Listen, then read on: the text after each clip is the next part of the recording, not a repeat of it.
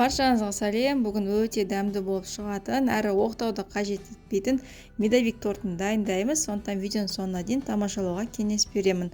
Ең алдымен бізге медімізді осылай ыдысқа салып, отқа қойып араластырамыз. Аздап еріткеннен кейін үстіне 1 шай қасық содамызды салып, жақсылап араластырамыз. Осылай массамыз көпіршеді. Онда осы массамызды, яғни қоңыр түсті, карамель түсті болғанға дейін араластыруымыз қажет. Тым қатты міндетті түрде араластырып тұру қажет, өйткені асты күйіп кетуі мүмкін. Міне осындай болған кезде үстіне сары майымызды салып, жақсылап тұрып араластырамыз. Бұл жерде сары майымыз ерігенге дейін араластыруымыз қажет. Осыдан кейін жұмқан үстіне қантымызды салып, жақсылап тұрып миксерлейміз. Массамыз міндетті түрде 2 есе ұлғаю керек. Дәл осындай болған кезде жаңағы медіміз бен сары майымызды құямыз. Сұқ күйінде құя берсеңіздер де болады. Енді осыны жақсылап тұрып миксерлейміз.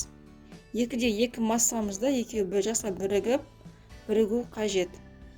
Осы кезде ұнымызды бірден салып жүрмей, аздан ғана сала отырып миксерлейміз.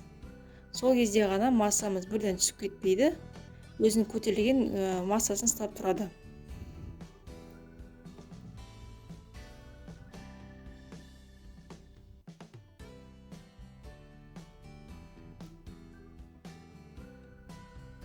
Миксерлеп болғаннан кейін, қамырымыз дайын болғаннан кейін протеинімізді дайындаймыз.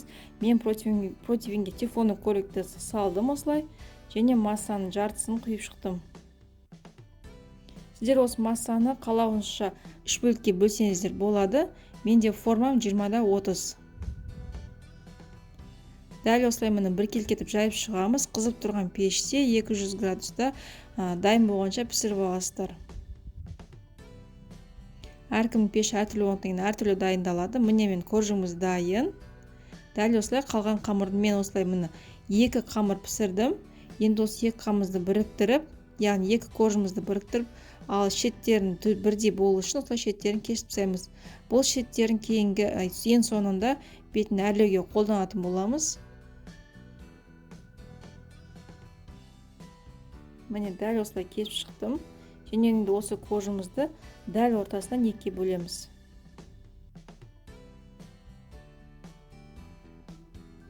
Міне осы 4 корж болды.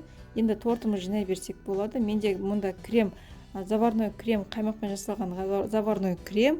Бұл кремнің жасалу жолын описаниеда қалдырып кетемін. Міне осылай қаймағым кремімізді салып, біркелкетіп жайып шығып, әр коржымызды сала отырып, кремімізді жағып шығамыз.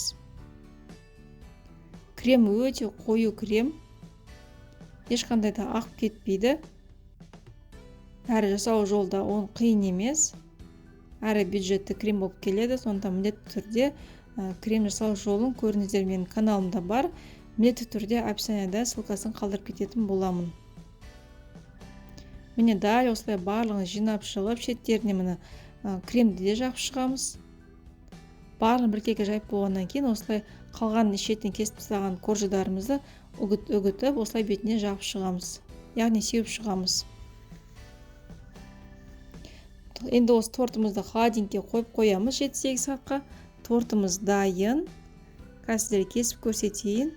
Өте керемет жұмсақ болып шығады, дәмі ерекше болып шығады. Міндетті түрде сіздер осы рецептпен дайындап көріңіздер. Астарыңыз дәмді болсын.